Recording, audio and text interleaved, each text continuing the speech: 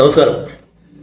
നമ്മളിപ്പോൾ റോഡിലേക്ക് ഇറങ്ങി കഴിഞ്ഞാൽ സ്ഥിരം കേൾക്കുന്ന ഒരു വാക്കാണ് ഈ വികസനം വികസനം എന്ന്. ഞാൻ വികസനം കൊണ്ടുവരാം. ഓരോ രാഷ്ട്രീയക്കാരും പറയുന്നത്, ഓരോ രാഷ്ട്രീയ നേതാവ് എന്ന് പറയുന്ന ആൾക്കാർ പറയുന്നതും ഞാൻ വികസനം കൊണ്ടുവരും, അല്ലെങ്കിൽ എന്തൊക്കെ വികസനം ഇവിടെ നടത്തുക എന്നാണ്. ഭരണത്തിരിക്കുന്ന നേതാവാണെങ്കിൽ പറയും ഞാൻ ഇത്തരം വികസനം നടത്തി, അല്ലെങ്കിൽ ഭരണത്തിൽ വരാനായിരിക്കുന്ന നേതാവാണെങ്കിൽ പറയും ഇത്തരം വികസനം എനിക്ക് കൊണ്ടുവരാമായിരുന്നു, ഞാൻ കൊണ്ടുവരും. ശരിക്കും ഈ വികസനമൊക്കെ വരുത്തിയത് ഈ രാഷ്ട്രീയ നേതാക്കന്മാർ തന്നെയായിരുന്നു. നമ്മുടെ കേരളത്തിന്റെ ചരിത്രം അല്ലെങ്കിൽ ഇന്ത്യയുടെ ചരിത്രം തന്നെ പുറത്തെടുത്ത് നോക്കിക്കഴിഞ്ഞാൽ, വേണ്ട നമ്മുടെ കേരള ചരിത്രം നോക്കിക്കഴിഞ്ഞാൽ ഒരു 1950 കഴിഞ്ഞിട്ടാണ് നമ്മുടെ കേരളത്തിൽ പ്രത്യേകിച്ച് കുറെ അധ്യാപകരും നഴ്സുമാരൊക്കെ പുറത്തു പോയി തുടങ്ങിയത്. അതുവരെ ശരിക്കും കൊടുവയ പട്ടിണിയായിരുന്നു നമ്മുടെ വീടുകളിലൊക്കെ. അതായത് ഓല മേഞ്ഞ വീടുകളായിരിക്കാം, അല്ലെങ്കിൽ മണ്ണുണ്ടാക്കിയ വീടുകളായിരിക്കാം, ചാണം മെഴുകിയ തറയായിരുന്നു, ഫ്ലോറിംഗ് എല്ലാം അതായിരുന്നു. അത് കഴിഞ്ഞിട്ട് 1950 കഴിഞ്ഞപ്പോഴാണ് അധ്യാപകരും ഡോക്ടർമാരെന്ന് മുഴുവൻ പറയാൻ പറ്റില്ല, എന്നാൽ അധ്യാപകരും നഴ്സുമാരായിരുന്നു കൂടുതൽ. അവരധികം ഇന്ത്യയിൽ തന്നെ പല സ്റ്റേറ്റുകളിലേക്ക് പോയി. നാഗാലാൻഡ്, ഡൽഹി, അല്ലെങ്കിൽ ഗോവ, അങ്ങനെ കുറെ മുകളിലേക്കുള്ള വടക്കൻ സ്റ്റേറ്റുകളിലേക്ക് പോയി. അങ്ങനെ പണിയെടുക്കാൻ പോയിട്ട് നമ്മുടെ വീടുകളിലേക്ക് അവർ കാശ് അയച്ചു കൊടുക്കുകയുണ്ടായി. പിന്നെ പോയത് മലേഷ്യ, സിംഗപ്പൂർ അങ്ങനെയുള്ള സ്ഥലങ്ങളിലേക്കാണ്. അങ്ങനെ പോയി പിന്നെ 1970 കഴിഞ്ഞപ്പോഴേക്കും, ഒരു 75 കഴിഞ്ഞപ്പോഴേക്കും നമ്മുടെ ഗൾഫിൽ ആ ഒരു ഓയിലിന്റെ ഒരു ബൂം വന്നപ്പോൾ എല്ലാവരും ഗൾഫ് പിടിച്ചു. അപ്പൊ പിന്നെ ഗൾഫുകാരായിട്ട് മാറി. ഇപ്പൊ നമ്മുടെ സിനിമ നോക്കിയാൽ തന്നെ അറിയാം, ആ സമയത്തുള്ള സിനിമകളാണ് ഗൾഫിലേക്ക് പോയ ആൾക്കാരെ അതിന് കാണാൻ പറ്റുക. അപ്പൊ നമ്മുടെ വീടുകൾ മാറി വെച്ചാൽ ഓടിട്ട് വീടായി. പണ്ട് ഓല മേഞ്ഞത് ഓടിട്ട് വീടായി. ഓട് എന്നുള്ളത് മാറി ടെറസ് വീടായി. പണ്ടൊക്കെ നമുക്കറിയാം ഓടിട്ട വീട് പ്രത്യേകം കരം കൊടുക്കേണ്ടിയിരുന്നു. ഓടിട്ട വീട് രാജാവ് കണ്ടു കഴിഞ്ഞാൽ ഓടിട്ട ചില വീടുകളെ പൊളിച്ച് പിന്നെ ഓല വയ്പ്പിച്ചിട്ടുണ്ടായിരുന്നു. അങ്ങനെ പലതും ഉള്ള സാംസ്കാരിക കേരളമായിരുന്നു നമ്മുടെ പണ്ടത്തെ. അത് കേരള ചരിത്രം പഠിക്കുന്നവർക്ക് മനസ്സിലാവും. നമ്മുടെയൊക്കെ പഴയ സംസ്കാരം എന്ന് വെച്ചാൽ അതീവ ഭയങ്കര പരിപാലനമായ സംസ്കാരമാണ്. ശരിക്കും അതിനെ പഠിക്കുമ്പോൾ മനസ്സിലാവും എന്തൊക്കെയാണെന്നുള്ളതൊക്കെ. അപ്പൊ അതവിടെ ഇരിക്കട്ടെ. ഞാൻ നമ്മുടെ സാമ്പത്തികമായ സ്ഥിതി നമ്മളിങ്ങനെ പുരോഗമിച്ച് വരികയാണ്. ഈ പൈസയൊക്കെ എവിടെ നിന്നാണ് വന്നത്? നമ്മൾ തന്നെ അധ്വാനിച്ചുണ്ടാക്കിയ, നമ്മുടെ തന്നെ ആളുകൾ പുറത്ത് പോയിട്ട് കൊണ്ടുവന്ന കാശുകളാണ്. പിന്നെ ഇവിടെ കുറച്ച് വ്യവസായങ്ങളൊക്കെ ഉണ്ടായിരുന്നില്ലെന്ന് പറയാനുള്ള, കശുവണ്ടി വ്യവസായം, അങ്ങനെ കുറെ വ്യവസായങ്ങൾ കേരളത്തിൽ പലയിടത്തായിട്ടുണ്ട്. കയറ് വ്യവസായം അതൊക്കെ ഉണ്ടായിരുന്നു. പക്ഷെ ഇതൊക്കെ ഇല്ലാണ്ടാക്കിയതും ഇതേ രാഷ്ട്രീയക്കാർ തന്നെയാണ്. അത് ഇന്ന രാഷ്ട്രീയ പാർട്ടി എന്ന് പറയണ്ട, എല്ലാ രാഷ്ട്രീയക്കാർക്കും അതിൻ്റെ ഉള്ളത്. എല്ലാവർക്കും അവനവന്റെ സ്വന്തം ഇഷ്ടം, അല്ലെങ്കിൽ സ്വന്തം വീടുകളിലേക്ക്, അല്ലെങ്കിൽ സ്വന്തക്കാരുകളിലേക്കുള്ള ഒരു സ്ഥലമായിരുന്നു ഇവരെല്ലാവരും നോക്കിക്കൊണ്ടിരുന്നത്. അത് സ്വന്തക്കാർ നന്നാവട്ടെ, അല്ലെങ്കിൽ അവനവന്റെ വീട് നന്നാവട്ടെ. അത് നമുക്കിപ്പോ കണ്ണു തുറന്നു പോയി കഴിഞ്ഞാൽ ഓരോരുത്തരിലും ഒരുമാതിരി എല്ലാത്തിലും നമുക്ക് കാണാൻ പറ്റും. അല്ലാത്തവരുണ്ടാവാം, ചുരുക്കമാണെന്ന് മാത്രം. അപ്പൊ നമ്മൾ പുരോഗതി എന്ന് ഇവർ പറയുന്നത് വികസനം, ആരുടെ വികസനം എന്ന് അവർ പറയുന്നില്ല. വികസനം, നാടിന്റെ വികസനം പറയുമ്പോൾ ഈ നാട് എന്നുള്ള എന്താണ് ഉദ്ദേശിക്കുന്നത് നമ്മൾ ആലോചിക്കണം. അത് എല്ലാവരെയും കൂട്ടിയിട്ടല്ല പറഞ്ഞത്. പക്ഷെ നമുക്ക് കണ്ണു തുറക്കുന്ന സമയം കഴിഞ്ഞു. കണ്ണു തുറന്ന് കുറെ പേർക്ക് ഇവിടെ ഉണ്ട്. എന്നാൽ ഇനിയും കണ്ണു തുറക്കാത്തവർക്ക് വേണ്ടിയിട്ട് എൻ്റെ അറിവിലുള്ള കാര്യങ്ങൾ പറയുന്നു മാത്രം. അങ്ങനെ 1990 ആയപ്പോൾ പയ്യെ ഗൾഫ് വിട്ടിട്ട് യൂറോപ്പിലേക്കായി. ഇപ്പൊ യൂറോപ്പ് ഏതാണ്ട് പൂർണ്ണമായിക്കൊണ്ടിരിക്കുന്നതാണ്. UK-യും കാനഡയൊക്കെ ഏതാണ്ടൊക്കെ ഫിൽ ഔട്ട് ആയിക്കൊണ്ടിരിക്കുകയാണ്. ഇനി വേറൊരു രാജ്യങ്ങളായിരിക്കും. പക്ഷെ എന്തായാലും നമ്മുടെ നാട്ടിൽ നിൽക്കാത്തതിന്റെ കാരണം നമ്മുടെ നാട്ടിൽ പുരോഗതി എന്നിവർ പറയുന്നത് മാത്രമേ ഉള്ളൂ. നാട്ടിലേക്ക് വരുന്നത് പിന്നെ സ്വാഭാവികമായ പുരോഗതി എല്ലായിടത്തും ഉണ്ട്. അതിപ്പോൾ വടക്കേ ഇന്ത്യ തൊട്ട് ഇവിടം വരെ ഇൻഫ്രാസ്ട്രക്ചർ വികസിക്കുന്നുണ്ട്, റോഡുകൾ വരുന്നുണ്ട്. അത് സ്വാഭാവിക പുരോഗതി എല്ലാ രാജ്യങ്ങളും വരുന്നുണ്ട്. അത് ഒരു ഭരണ തുടർച്ച വരുമ്പോൾ അവർക്ക് എന്തായാലും താഴേക്ക് പോകാൻ പറ്റില്ല. താഴേക്ക് പോയ ജനങ്ങൾ അടുത്ത വർഷം വിജയിപ്പിക്കില്ല. അതുകൊണ്ട് ഒരു വിധത്തിൽ പിടിച്ചു നിൽക്കുന്നു മാത്രം. അല്ലെങ്കിൽ നേരത്തെ ചെയ്ത ആളുടെ, ശരിക്കും നേരത്തെ ഒരു ഭരണം കഴിഞ്ഞവരുടെ നേട്ടം വരുന്ന എപ്പോഴാണ്? അടുത്ത ഭരണം വരുമ്പോഴാണ്. അപ്പൊ അടുത്ത ഭരണം വരുന്നവർ പറയുന്നത് അവരെ നേട്ടമായിട്ട് പറയും. ശരിക്കും നേരത്തെ പോയ ഒരു ഭരണത്തിന്റെ ഒരു ഭരണകർത്താവിന്റെ മിടുക്കായിരിക്കും സെക്കൻഡ് വരുന്ന ആൾക്കാരുടെ ഭരണത്തിൽ കാണുന്നത് തന്നെ. അപ്പൊ പക്ഷെ അവരത് അവരുടെ നേട്ടമായിട്ട് കാണും. ഉദ്ഘാടനം ആർക്കായിരിക്കും ചെയ്യാൻ പറ്റുമെന്ന് മാത്രം. തുടങ്ങി വെച്ചത് മറ്റേ ആളായിരിക്കാം. അത് നമുക്ക് ആലോചിച്ചാൽ അറിയാം എങ്ങനെയാന്നൊക്കെ ഉള്ളത്. പിന്നെ ഞാൻ ഈ പറഞ്ഞത് രാഷ്ട്രീയക്കാരെ പറ്റിയാണ്. ഇപ്പൊ ഈ രാഷ്ട്രീയം നമ്മൾ വോട്ട് ചെയ്യാൻ പോകുമ്പോൾ ഈ വികസനം ഇവർ നടത്തിയതാണോ? ശരിക്കും ഈ രാഷ്ട്രീയക്കാരിൽ എത്ര മിടുക്കന്മാരുണ്ട്? അതായത് ഈ വികസനം എന്ന് പറയാൻ മാത്രം ഇപ്പൊ ഒരു PWD മിനിസ്റ്റർ ആണെന്ന് വെക്കുക, ഒരു എക്സാമ്പിളായിട്ട് ഞാൻ പറയുകയാണ്. PWD അല്ലെങ്കിൽ ഇലക്ട്രിക്കൽ മിനിസ്റ്റർ ആണെന്ന് വെക്കുക, കറണ്ടിന്റെ മിനിസ്റ്റർ, KSCBയുടെ മിനിസ്റ്റർ, അങ്ങനെ ഓരോരുത്തർക്കും ട്രാൻസ്പോർട്ട് മിനിസ്റ്റർ, അങ്ങനെ ഓരോന്നിനും സെക്ഷൻ ആയിട്ട് തിരിച്ച് മിനിസ്റ്റേഴ്സ് ഉണ്ടല്ലോ. ഇവിടെയൊക്കെ വിദ്യാഭ്യാസം അന്വേഷിക്കുക. ഇവർക്ക് രാഷ്ട്രീയ പാരമ്പര്യം ഉണ്ടെന്ന് പറഞ്ഞിട്ട് കാര്യമില്ല, രാഷ്ട്രീയ പരിചയം ഉണ്ടെന്നും പറഞ്ഞിട്ട് കാര്യമില്ല. ഇതൊക്കെ ഒരു വശമാകുന്നുള്ളൂ. എന്താണ് ഇവരുടെ വിദ്യാഭ്യാസം? മിനിമം ഒരു ഡിഗ്രി എങ്കിലും മാർക്ക് വേണം.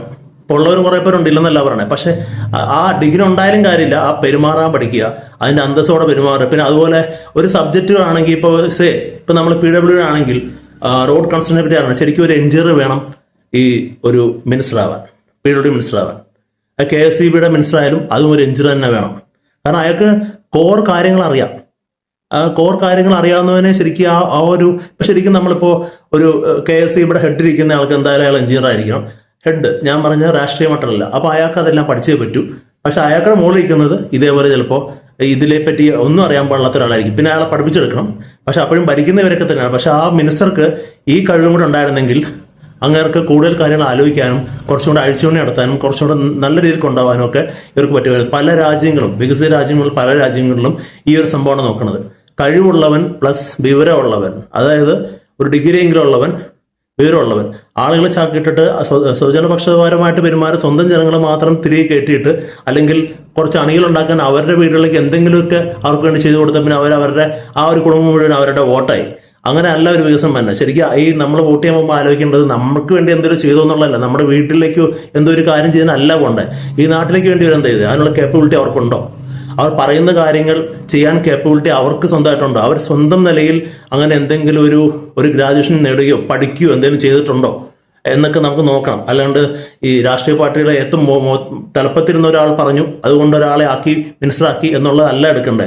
അവിടെ പാർട്ടിയേക്കാൾ കൂടുതൽ നോക്കേണ്ടത് നമ്മുടെ രാജ്യത്തിന്റെ വികസനമാണ് നമ്മൾ നോക്കണമെങ്കിൽ യുവാക്കളെങ്കിലും അത് നോക്കിയേ പറ്റൂ. അതായത് നമുക്ക് പറയാം, കഴിഞ്ഞ പ്രാവശ്യത്തെ ഇലക്ഷന് ഞാൻ നേരിട്ട് കണ്ട കാര്യമാണ്. റോട്ടിൽ പോകുമ്പോൾ ഇലക്ഷന്റെ തലേദിവസം കലാശ കുട്ടെന്ന് പറഞ്ഞ എവിടെ ഇല്ലാത്തൊരു പടി ഉണ്ടാക്കിയിട്ട് റോഡ് മുഴുവനും നമ്മുടെ ഈ പേപ്പറൊക്കെ വിതറി വാരി വിരിച്ചറിയുക, എന്നാൽ റോഡ് ബ്ലോക്ക് ആക്കാൻ പാടില്ല നിയമമൊക്കെ ഉണ്ട്.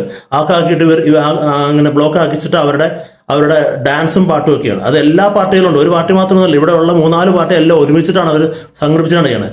അപ്പൊ അവിടെ ആ ജനങ്ങളുടെ യാത്ര ചെയ്യുന്ന ആൾക്കാരെ കാര്യം ഒന്നും ശ്രദ്ധിക്കുന്നില്ല. യാത്ര ചെയ്യേണ്ടിരിക്കുന്ന വിഷയമൊന്നുമില്ല. നാളെ വോട്ട് ചെയ്യാൻ പോകേണ്ടവരാണ് ഈ യാത്ര ചെയ്യുന്നവർ ആലോചിക്കണ പോലുമില്ല. അത്രയ്ക്ക് അഹങ്കാരം പിടിച്ചങ്ങളാണ് നിങ്ങൾ. അതായത് നമുക്കറിയാം, ഒരു അപ്പൻ മന്ത്രി, അപ്പനായി കഴിഞ്ഞാൽ മോനെ മന്ത്രിയാക്കാൻ നിൽക്കും, അല്ലെങ്കിൽ അപ്പൻ പാർട്ടി പ്രസിഡന്റ് ആണെങ്കിൽ മോനായിരിക്കും അടുത്ത പാർട്ടി പ്രസിഡന്റ്. അതായത് പാരമ്പര്യമായിട്ട് അവിടെ പോകണം എല്ലാ കാര്യങ്ങളും. പാരമ്പര്യമായിട്ട് കഴിവിന്റെ ബേസിലാണോ? അല്ല. ഇപ്പൊ ചില ആളുകൾ പാർട്ടി പ്രസിഡന്റ് അല്ലെങ്കിൽ മന്ത്രിമാരായിരുന്നവരൊക്കെ നമുക്കറിയാം, ഇവർക്ക് ഒരു മന്ത്രി ആയ സമയത്ത് ഇവർക്ക് എത്ര ആസ്തി ഉണ്ടായിരുന്നു, മന്ത്രിയായിട്ട് 5 കൊല്ലം കണ്ട് ഇറങ്ങാൻ നേരത്തെ ഒരു ആസ്തി എത്ര നമുക്ക് പരിശോധിക്കേണ്ട ഒരു ആവശ്യമുണ്ട്. അങ്ങനത്തെ ഓഡിറ്റ് നടത്തണം. അങ്ങനെ നടത്തുമ്പോൾ അവർക്കറിയാം ഈ 5 കാലത്തിനുള്ളിൽ അവർ ശമ്പളം കൂടാണ്ട് അവർ എത്ര ഉണ്ടാക്കി. ഈ ശമ്പളത്തിൽ തന്നെ ഒരു കാര്യമുണ്ട്, ഇവർക്ക് ഫോൺ വിളിക്കാൻ തന്നെ നമുക്ക് ലക്ഷങ്ങൾ കളയുന്നുണ്ട് മന്ത്രിമാർക്ക് വേണ്ടിയിട്ട്. ശരിക്കും ഇപ്പൊ നമുക്കറിയാം BSNLന്റെ 1500 കൊടുത്തു കഴിഞ്ഞാൽ ഇന്ത്യ മുഴുവൻ വിളിക്കാവുന്ന ഫോണൊക്കെ ഉണ്ട്. അത് ഇവർക്ക് ഉപയോഗിച്ചുകൂടെ? അത് ഉപയോഗിക്കാമല്ലോ. പിന്നെ ഇവർക്ക് ആരോഗ്യ പരിരക്ഷ കിട്ടാൻ വേണ്ടിയിട്ട് പുറം രാജ്യങ്ങൾ പോയിട്ട് ചികിത്സിക്കുന്നു. നമ്മുടെ ഇടയിൽ നിന്ന് നമ്മൾ വിജയിപ്പിച്ച ഒരു സാധാരണക്കാരനാണ് ഇയാൾക്കൊരു പനി വരുമ്പോൾ ഇയാൾ പുറത്തേക്ക് പോകുന്നത്. അതായത് നമ്മുടെ സിസ്റ്റത്തിനൊന്നും ഇയാൾക്ക് ഇഷ്ടമല്ല. നമ്മുടേതായ ആരോഗ്യപരമായ പ്രശ്നങ്ങൾ വരുമ്പോൾ നമ്മൾ ആശുപത്രിയിലാണ് പോറ്. അതേ ആശുപത്രി അയാൾക്ക് പോയിക്കൂടെ?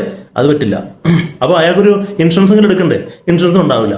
നമ്മുടെ കയ്യിലാണ് നമ്മൾ കൊടുത്ത കാശ് ഇട്ടാണ് ഇവർക്ക് പുറത്ത് പോയിട്ട് സൂചിക്കുക.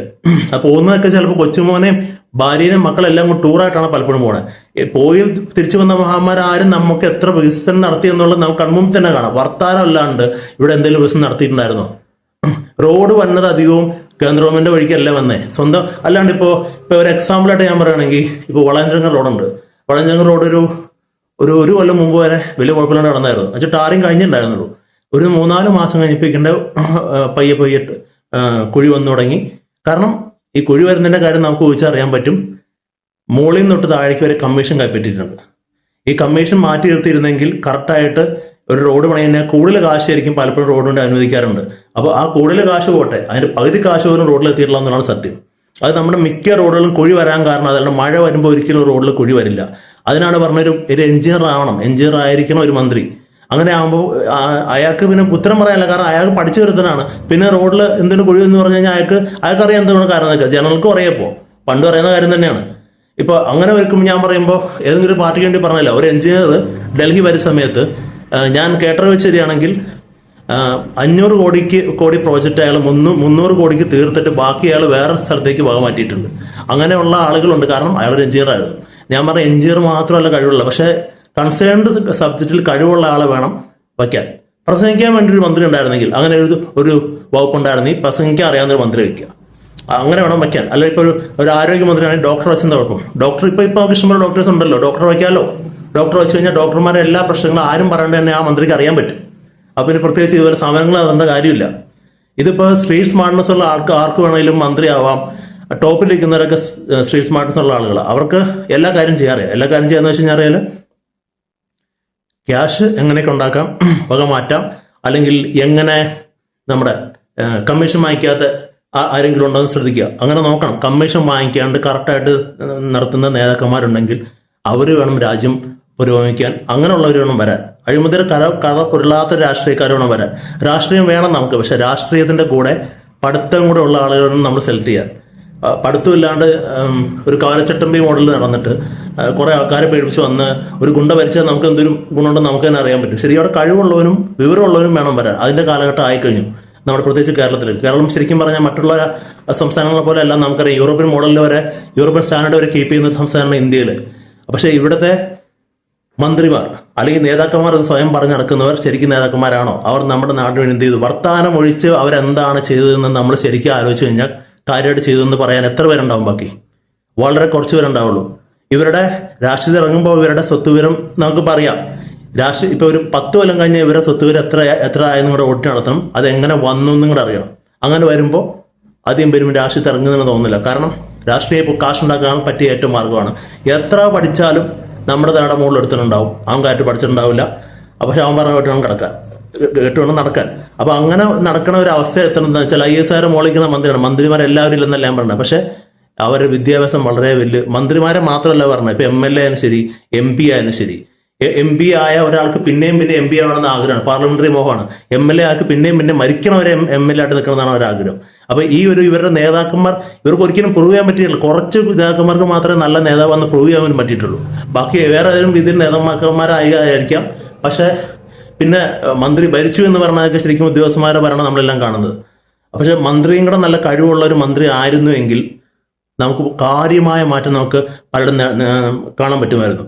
അതിൽ ഏറ്റവും വലിയ സംഭവം കാണേണ്ടതെന്ന് വെച്ച് കഴിഞ്ഞാൽ, ഗിവൺ എ പ്രോജക്റ്റിൽ ഇത്ര എസ്റ്റിമേറ്റ് എടുത്ത ഒരു പ്രോജക്റ്റ് ആണെങ്കിൽ അതിൽ ആ എസ്റ്റിമേറ്റ് കോസ്റ്റിനേക്കാളും കുറഞ്ഞ ചെലവിൽ ആ മന്ത്രിക്ക് ചെയ്യാൻ പറ്റിയെങ്കിൽ അത് മന്ത്രി ഇടപെടലുണ്ടെങ്കിൽ ഉറപ്പായിട്ടും ചെയ്യാൻ പറ്റും. പൊളിറ്റിക്കൽ ഇന്റർഫിയറൻസ് അതില്ലാണ്ട് ഒരു ഭരണ നേതാവ് എന്ന നിലയിൽ നോക്കി നടത്തുകയാണെങ്കിൽ എന്തായാലും എസ്റ്റിമേറ്റ് തുകയേക്കാളും കുറച്ച് ചെയ്യാൻ പറ്റും. വേണ്ട, എസ്റ്റിമേറ്റ് തുക തന്നെ ആയാലും കുഴപ്പമില്ല, പക്ഷെ നന്നായിട്ട് ചെയ്യാൻ പറ്റും. ഡ്യൂറബിലിറ്റിയും എൻഷുർ ചെയ്യണം. എത്ര കൊല്ലം ആ റോഡ് നിൽക്കും?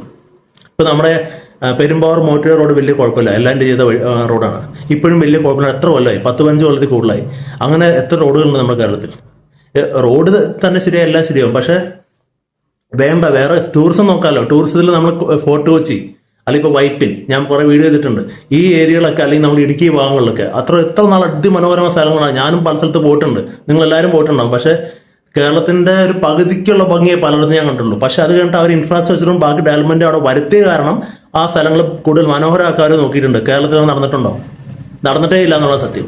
പിന്നെ സ്വാഭാവികമായൊരു വളർച്ച എല്ലായിടത്തും വന്നിട്ടുണ്ട്. അത് ആ വളർച്ച വരാൻ കാരണം എന്താണ്? ഗൾഫ് പണം, അല്ലെങ്കിൽ ഇപ്പൊ യൂറോപ്പിൽ നിന്ന് തന്നെ പണം. ഇവിടുത്തെ പ്രവാസികൾ കഷ്ടപ്പെട്ട് പുറത്തുണ്ടാക്കി കൊണ്ടുവന്ന് പണം ഒഴിച്ചിട്ട് അല്ലാണ്ട് നമുക്ക് കാര്യമായിട്ടൊന്നും പറയാനുണ്ടാവും. ചിലപ്പോൾ കേന്ദ്ര സഹായം കിട്ടിയിട്ടുണ്ടാവും. സ്റ്റേറ്റ് മുൻകൈ എടുത്തിട്ട് ചില പ്രോജക്റ്റ് വരുന്നു എന്ന് പറഞ്ഞു. ചിലപ്പോൾ ചോർച്ചൊക്കെ വന്നാ, പക്ഷെ അത് പോരാ. നമ്മുടെ യുവജനങ്ങളെ എന്തുകൊണ്ട് നിലനിർത്താൻ നമുക്ക് സ്റ്റേറ്റിന് പറ്റുന്നില്ല? പറ്റത്തിന്റെ കാരണം വെച്ച് കഴിഞ്ഞാൽ ഭരണത്തില് അല്ലെങ്കിൽ അഡ്മിനിസ്ട്രേഷന്റെ പ്രശ്നമാണ്. അതൊരു പാർട്ടിയല്ലേ, എല്ലാ പാർട്ടി വന്നാലും കഴിവ് തെളിച്ച 1-2 നേതാക്കന്മാരേ ഉള്ളൂ, ബാക്കി എല്ലാവരും കാര്യം പറഞ്ഞത്. അപ്പോൾ നമ്മൾ ഇത്രയും കാലം ഇവിടെ ജീവിച്ച ഒരു വ്യക്തി എന്ന നിലയ്ക്ക് ഇവരുടെ ഭരണങ്ങളെല്ലാം നമ്മൾ കണ്ടുകൊണ്ടിരിക്കുകയാണ്.